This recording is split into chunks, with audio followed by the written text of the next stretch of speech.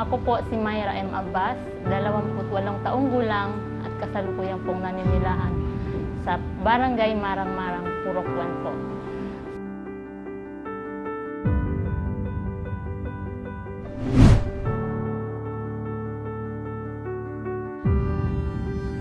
So ako po ay may masayang pamilya na may 3 anak po. Yung eldest ko po is si Samira M. Abbas. Ito naman po yung pangalawa, si Hamira, and yung pangatlo po, si Nurshaira. So yung asawa ko po ay si Sakib Lim po, na isang po siya, trabaho po niya sa aming barangay, ay CDO po siya doon. So kung ano-ano po yung mga activities na meron po yung mga barangay, sila po yung nagbubuluntary na naghahakot ng mga kagamitan, ganyan. Tapos, bilang aside po sa CDO, isa din po siyang fisher folks po ng aming barangay.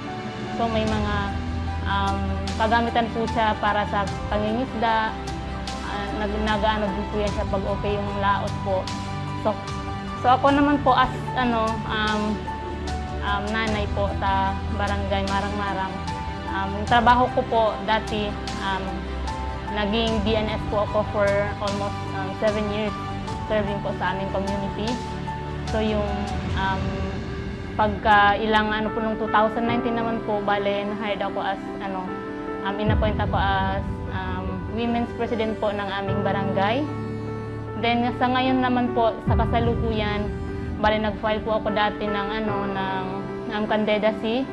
So bilang kagawad, alhamdulillah, nanalo po ako as number 1 kagawad po dito sa aming barangay. Bilang namumuno po sa barangay namin, isa po kami sa mga dapat nangunguna po sa mga advokasya, lalong-lalo na po sa mga parenthood, responsible parenthood and family planning. Kasi dito po kasi nakasalalay yung mga kinabukasan po ng mga bawat pamilya na meron po sa community. So, yung sinasabi ko po kasi yung kinabukasan na yun, dito kasi nakasalalay yung kung paano ka mag-handle ng pamilya mo. Siyempre, lahat po kasi pag sinasabing family, hindi po yan sabihin lang natin na family, may anak, magkakaroon ng anak. Dito kasi yung mga gawain na dapat tutukan, especially po sa mga kalusugan po ng mga anak namin. So sa sa LGU, napakalaki tulong po no na nagkaroon po ng mga ganitong programa kasi layunin po nito, syempre, malesen po yung mga stunted na mga bata, especially kasi nakasalalay po kasi yung mga pagkabuhayan po ng mga tao. So pag okay yung yung pamilya mo, syempre nagpaplano ka una, yung mga hanap buhay mo, yung lahat po ng kinakayod mo syempre para sa pamilya mo. So pamilyang yun po ang yung beneficiary ng mabuting kinabukasan na ibinibigay po ng bawat pamilya. So napakalaking tulong po nito kasi yung sa responsible parenthood kasi ito yung litrato ng masagana at magandang pamilya po ng bawat family po na meron ang isang komunidad. So maraming salamat po sa LGU kasi merong mga ganitong napakalaking tulong po.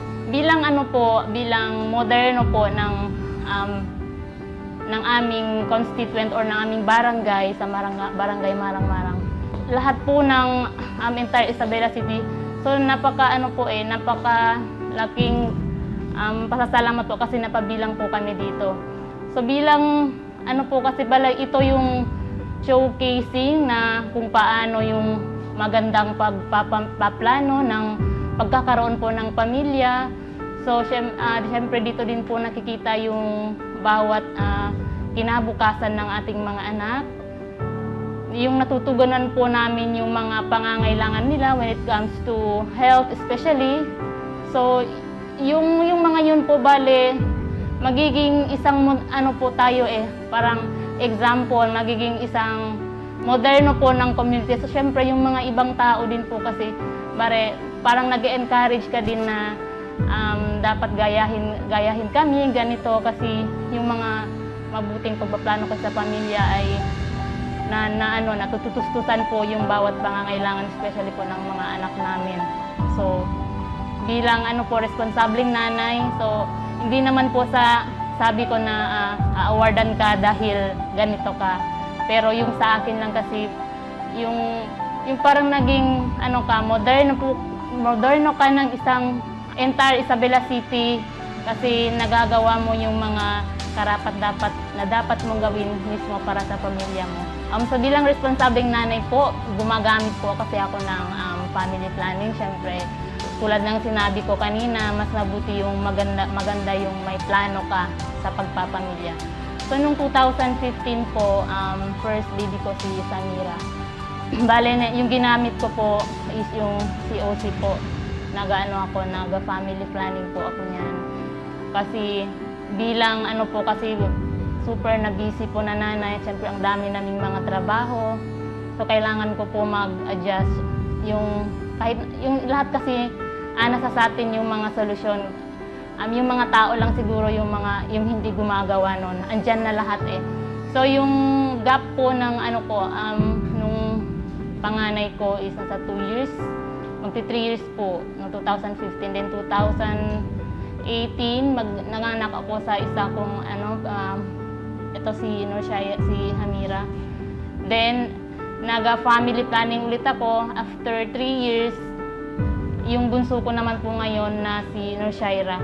So ngayon po yung ginagamit ko, nag-i-implant po ako kasi aside sa women's president po ako ng aming barangay, syempre hindi lang kasi sinasabing posisyon ito, lahat kasi may ginagawa. Kaya yung isang solusyon ko dito, yung pagkakaroon ng family planning method po. Kaya gumagamit po ako. Then, alhamdulillah, lahat po nun successful po.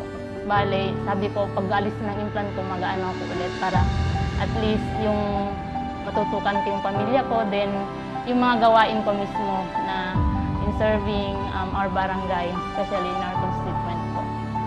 Nagpapasalamat po ako syempre sa LGU ng Isabela City po sa pinangungunahan po ng aming maganda at mahal na mayora, syempre si Mayor Dada.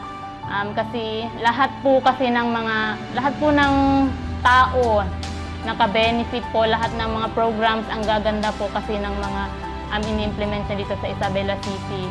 So when it comes naman po sa tourism, syempre kahit lahat po sabi nila nakapackage na, pero lahat po pina-prior ni Mayor. So yung mga pag-family planning sa responsible parenthood, lahat po kasi ng mga programa parang walang naiiwan, lahat po nakakapaloob po, kumbaga nakapaloob sa circle na ini-implement po ng ating mahal na Mayora. So maraming salamat po, kasi isa po ako sa hindi po pinabayaan, or isa po ang barangay Marang-Marang sa prior po ng Isabela City, especially po sa aming mahal na Mayora. Maraming salamat and happy Isabela!